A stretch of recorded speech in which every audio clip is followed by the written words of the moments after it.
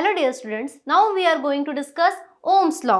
तो इससे पहले हमने देखा कि करंट जनरेट होने के लिए सबसे इंपॉर्टेंट चीज़ थी पोटेंशियल होना ज़रूरी है।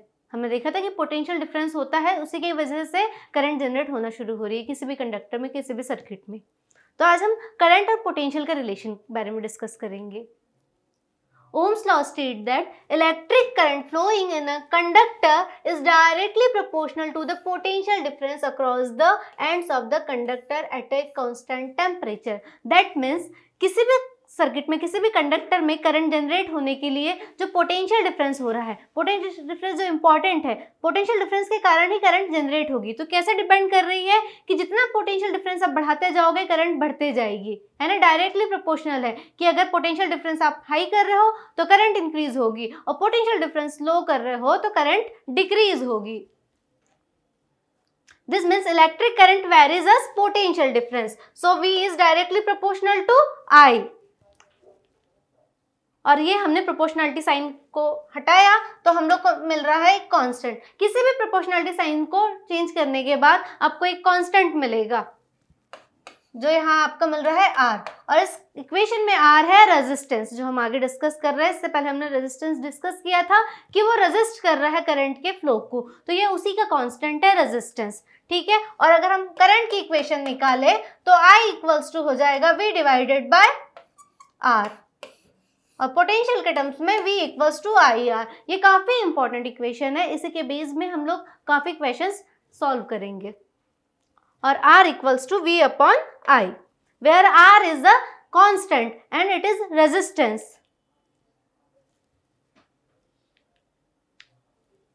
Now, what is resistance?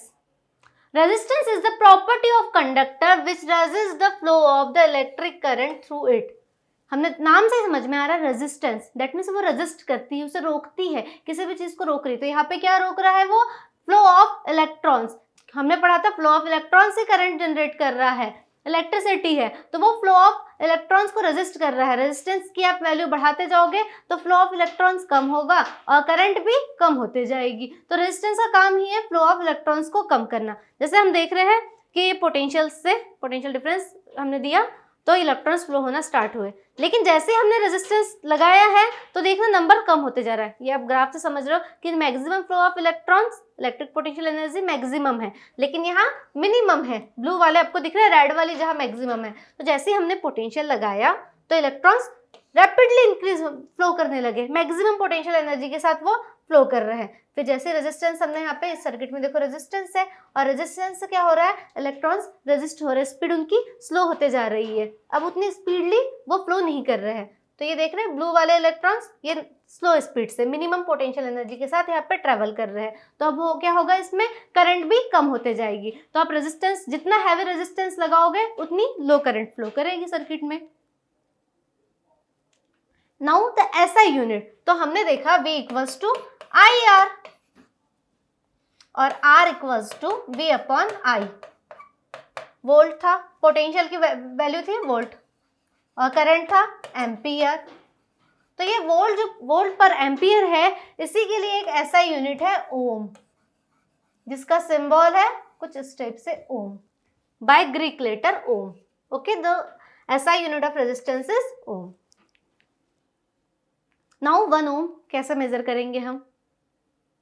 1 Om of resistance, तो हमने देखा कि V इक्वल्स टू होता है IR और R इक्वल्स टू हो जाएगा V बाय I। तो जब 1 वोल्ट का पोटेंशियल डिफरेंस एंड 1 एम्पियर की करंट फ्लो करेगी किसी सर्किट में, तो जो रेजिस्टेंस ऑफर्ड रहेगा वो होता है 1 ओम का। That means 1 ohm of resistance is equal to flow of 1 ampere of current through a conductor between 2 points having a potential difference of 1 volt। यानी जो कंडक्टर के 2 पॉइंट्स के एंड का जो पोटेंशियल डिफरेंस है वो 1 वोल्ट रहेगा, और उस सर्किट से 1 एम्पियर की करंट फ्लो करेगी, तब उस कंडीशन में जो रेजिस्टेंस ऑफर करेगा, रेजिस्टेंस रहेगा सर्किट का, वो रहेगा 1 ओम का। तो हमने अभी डिस्कस किया कि 1 ओम का रेजिस्टेंस होता क्या है। Now 1 ohm is equal to, जो अभी हमने इक्वेशन देखी कि 1 volt divided by 1 ampere of current. Electric current through a resistance is inversely proportional to the resistance, क्योंकि V equals to IR and R equals to V by I। That means जितना resistance high current उतनी कम, क्योंकि current is inversely proportional to the resistance, और जितना resistance कम रहेगा current उतनी हाई रहेगी। Clear? This means electric current will be decreases with an increase in the resistance and vice versa. Now we are going to discuss VI characteristics of Ohm's law, or we can say the graph of V versus graph of I is always a straight line. जैसे दिख रहा है हम लोगों को। अब हम discuss करते हैं कि क्यों है स्ट्रेट लाइन।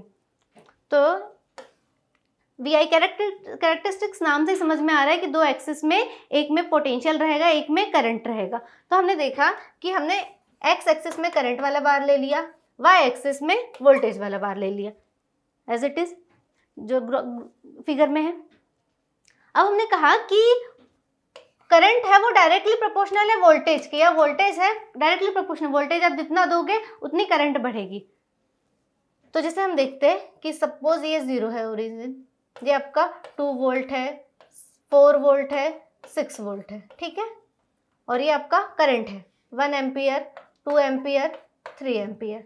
तो जैसे ही आपने 2 वोल्ट का पोटेंशियल दिया और आपको मान लो सपोज कि 1 एम्पियर की करंट मिल रही है, करंट है इन एम्पियर और ये वोल्टेज है इन, पोटेंशियल डिफरेंस है इन वोल्ट।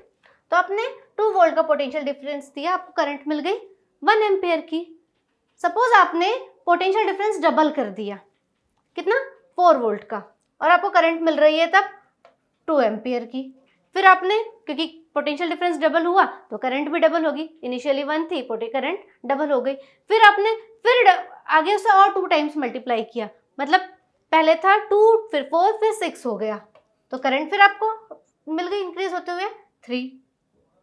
यानी हम देख रहे हैं कि ये एक स्ट्रेट लाइन फॉर्म कर रहे हैं, जैसे जैसे आप पोटेंशियल जिस रेट में इंक्रीज कर रहे हो, पहले 2, फिर 4, फिर 6, फिर 8, तो करंट भी 1, 2, 3 उसी रेट से, पहले 1 थी, फिर 2 हुई, फिर 3 हुई, सेम रेट से इंक्रीज हो रही है, और आपको जो ग्राफ मिल रहा है वो मिल रहा है स्ट्रेट लाइन। तो जो ओम्स लॉ का जो ग्राफ मिलता है पोटेंशियल एंड करंट में, वो हमको मिलेगा स्ट्रेट लाइन।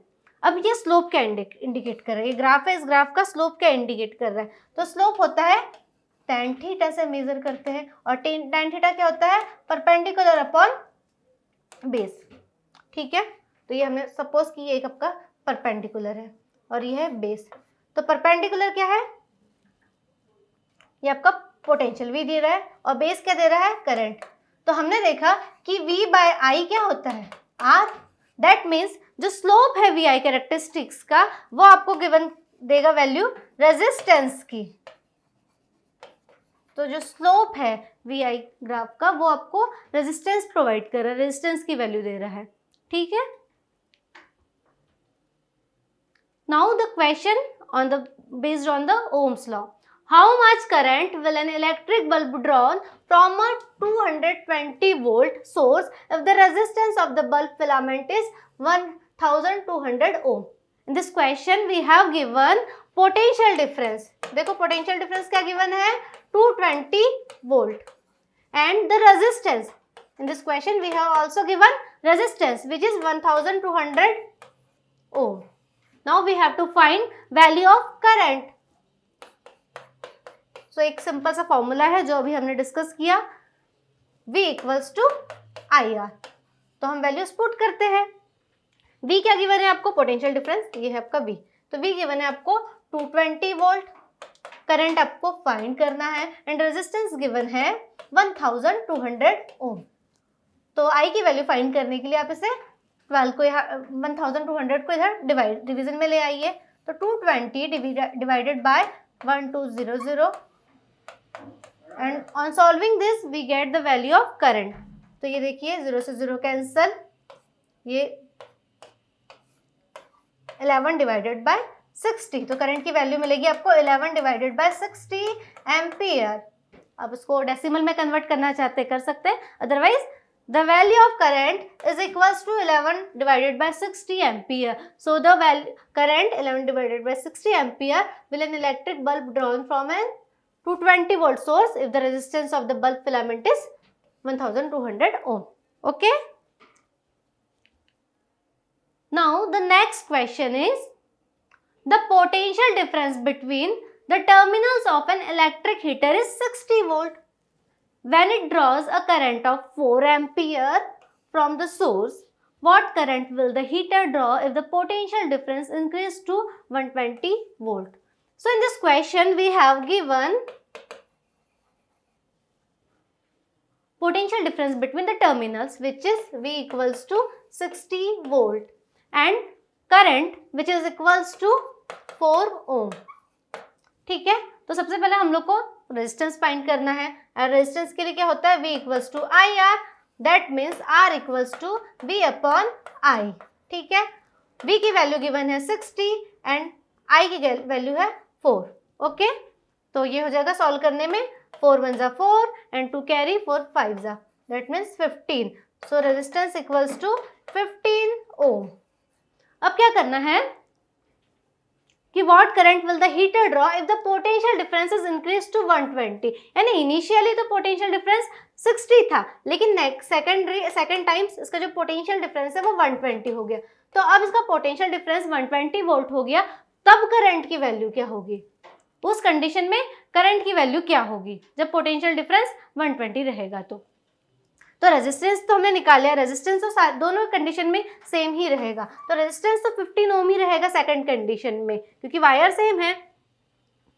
इस कंडीशन में फिर हम अप्लाई करेंगे, V गिवन है आपको, I आपको फाइंड करना है, और रेजिस्टेंस कितना रहेगा 15 ओम.